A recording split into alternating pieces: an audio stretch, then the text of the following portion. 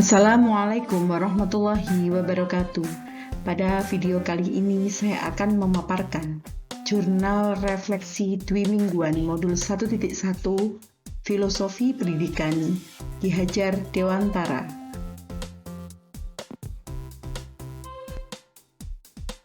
Perkenalkan, nama saya Melinda Purnamasari SPD, CGP Angkatan 7 dari Kabupaten Kediri, kelas 52A. Di sini saya akan memaparkan jurnal refleksi dengan model 4P, yaitu peristiwa, feeling atau perasaan, findings atau pembelajaran, dan future atau penerapan. F yang pertama yaitu fact atau peristiwa. Di sini banyak sekali peristiwa yang saya alami, dimulai dari tanggal 20 Oktober 2022. Pada tanggal ini, PGP Angkatan 7 resmi dibuka oleh Menteri Nadiem Makarim. Kemudian tanggal 21 Oktober 2022, saya melakukan pretest pada LMS. Tanggal 23 Oktober 2022, saya melakukan lokakarya orientasi yang bertempat pada SMPN Duanggura, Kabupaten Kediri. Di sini saya bertemu dengan para CGP, kemudian para pengajar praktik, dan saya juga didampingi oleh Bapak Kepala Sekolah. Pada tanggal 24 Oktober 2022, saya sudah mulai belajar mandiri melalui LMS yang dimulai dari alur belajar, yaitu mulai dari diri. Kemudian pada tanggal 27 Oktober 2022, saya lanjutkan dengan melakukan video conference atau VCon mengenai eksplorasi konsep.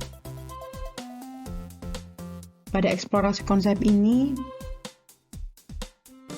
kami didampingi oleh Bapak Fasilitator, yaitu Dr. Andes Edi Dwi Susanto, MPD, untuk mengeksplor materi pemikiran Ki Hajar Dewantara tentang pendidikan yang sangat luar biasa. Kami di sini berdiskusi, bertukar pendapat, dan untuk memperoleh khasanah pengetahuan yang luar biasa. Kemudian di tanggal 28 Oktober 2022, saya juga melakukan VCon dengan alur belajar berikutnya, yaitu ruang kolaborasi. Di ruang kolaborasi ini agendanya yaitu pembentukan kelompok atau diskusi kelompok dengan penugasan yang sudah disediakan oleh Bapak Fasilitator menurut LMS. Di sini di kelas saya dibagi menjadi 3 kelompok yang masing-masing kelompok terdiri dari 4 CGP. Besokan harinya, yaitu tanggal 29 Oktober 2022, kami juga melakukan VCon ruang kolaborasi dengan agenda presentasi. Hasil diskusi kelompok dari masing-masing kelompok di tanggal 29 ini dipresentasikan. Di sini kami berbagi pengalaman, berbagi hasil presentasi yang sangat luar biasa hasilnya, dan pemikiran teman-teman CGP juga menambah pengetahuan saya tentang dunia pendidikan. Kemudian tanggal 31 Oktober sampai tanggal 31 Oktober 2022 sampai dengan 3 November 2022, saya membuat tugas tentang demonstrasi kontekstual pemikiran KHD dalam bentuk komik yang sudah saya videokan.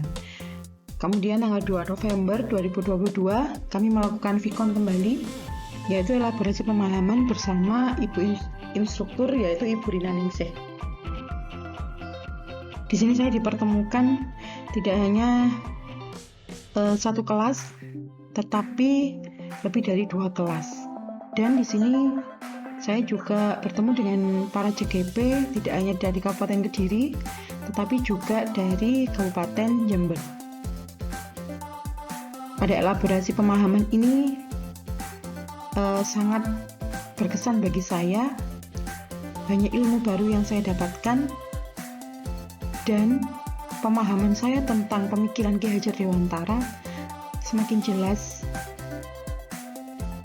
dan semakin paham apa itu pemikiran Ki Hajar Dewantara.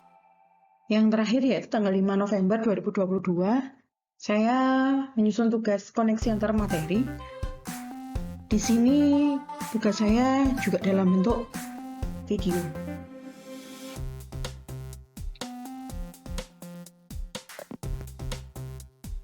P yang kedua yaitu perasaan atau feeling. Perasaan saya sangat senang dan antusias dalam mengikuti program Guru Penggerak. Di sini saya mendapatkan pengalaman baru, bertemu dengan orang-orang hebat, dan juga bisa memperoleh ilmu yang luar biasa. Tetapi di samping itu juga ada beberapa kekhawatiran yang muncul pada diri saya. Bagaimana jika tidak bisa membagi waktu dalam melaksanakan tugas wajib di sekolah, tugas bagi ibu rumah tangga yang mempunyai 2 balita, ditambah dengan tugas guru penggerak yang menguras banyak waktu dan energi. Tetapi setelah 2 minggu saya menjalani program guru penggerak ini, alhamdulillah saya masih bisa menjalankan 3 kewajiban tersebut dengan baik. Hal ini juga tak lepas dari dukungan keluarga dan teman-teman di sekeliling saya. Di program guru penggerak ini saya juga dipertemukan dengan CGP-CGP yang hebat yang memiliki segudang pengalaman di dunia pendidikan. Di sini kita saling support, berpemikiran terbuka, dan saling berbagi pengalaman. Saya juga beruntung sekali mendapatkan fasilitator dan pengajar praktik yang baik, yaitu Bapak Dr. Andes Edi Dwi Susanto, MPD, dan Bapak Febrianto, SPD.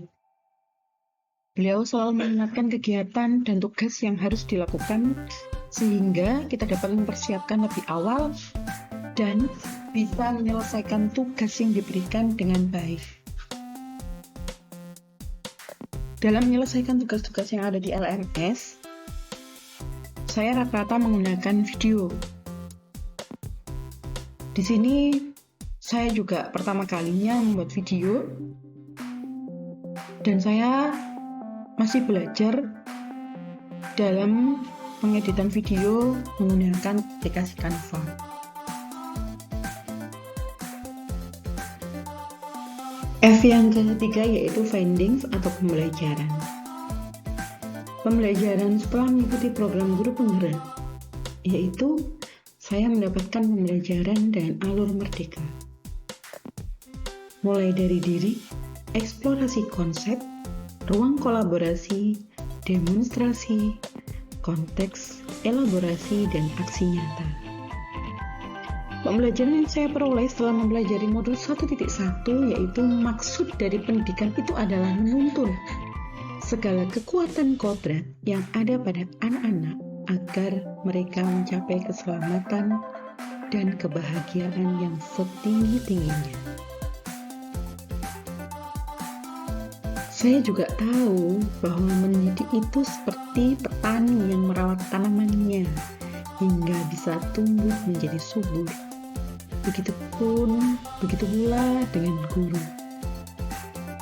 Guru juga mendidik, memberi tuntunan kepada muridnya agar bisa mencapai keselamatan dan kebahagiaan yang setinggi-tingginya sesuai kekuatan kodrat yang mereka miliki. Saya juga menjadi tahu bahwa siswa itu tidak seperti kertas yang kosong, yang bisa diisi apa saja oleh guru, tetapi diibaratkan seperti kertas yang sudah ada tulisan-tulisannya. Nah, tugas guru di sini adalah menebalkan tulisan-tulisan yang baik yang dimiliki oleh siswa, serta memburamkan bahkan menghilangkan tulisan-tulisan yang buruk yang ada pada diri siswa atau perilaku-perilaku yang buruk yang ada pada diri siswa. Dan saya juga menjadi tahu bahwa memang kodrat anak itu adalah bermain. Jadi, jika kita sebagai guru melihat anak-anak pada waktu pembelajaran itu mereka suka bermain sendiri, ngobrol, itu hal yang wajar. Karena memang kodrat mereka adalah bermain. Jadi, kita harus pandai-pandai menyisipkan pembelajaran yang menggunakan metode bermain. Kemudian, pendidikan itu bersifat dinamis. Artinya, pendidikan selalu mengalami perubahan-perubahan yang disesuaikan dengan kodrat alam dan kodrat zamannya. Saya juga menjadi paham bahwa guru itu harus menghamba pada murid. Artinya, pembelajaran harus berorientasi pada murid. Guru harus menyesuaikan dengan karakter masing-masing murid, masing-masing kebutuhan murid. Dan pembelajaran yang dilakukan guru itu harus berpihak pada murid atau anak. Pada pemahaman budi pekerti anak ini juga sangat penting ditumbuhkan, ditanamkan kepada murid agar mereka tidak salah arah dan bisa mencapai keselamatan dan kebahagiaan setinggi-tingginya. Konsep trilogi pendidikan Ki Hajar Dewantara.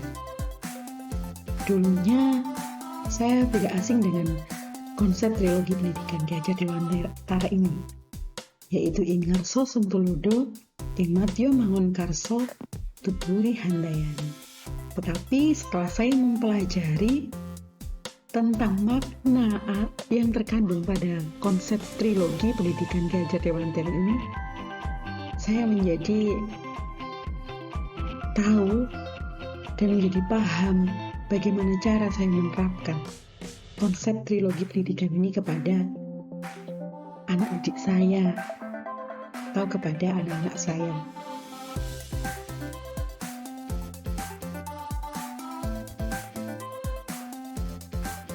F yang keempat yaitu future atau penerapan.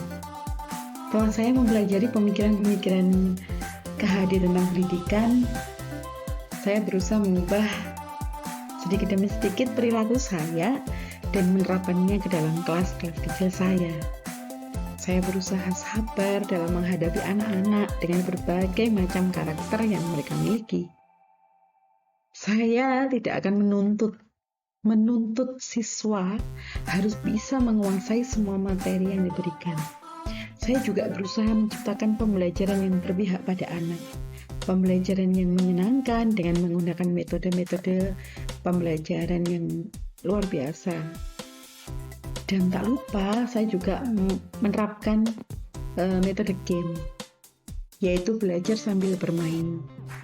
Dan juga menggunakan media pembelajaran yang menarik, berbasis digital, sesuai dengan tuntutan zaman. Saya juga berusaha untuk meluangkan waktu untuk menuntun mereka yang masih mengalami kesulitan dalam belajar, menjadi teman curhat mereka, mendengarkan keluh kesah mereka, dan akhirnya bisa membantu mereka untuk memecahkan masalah yang mereka hadapi. Saya juga berusaha menjadi teladan yang baik bagi murid-murid saya, agar mereka tidak salah arah dalam mencapai keselamatan dan kebahagiaan setinggi-tingginya.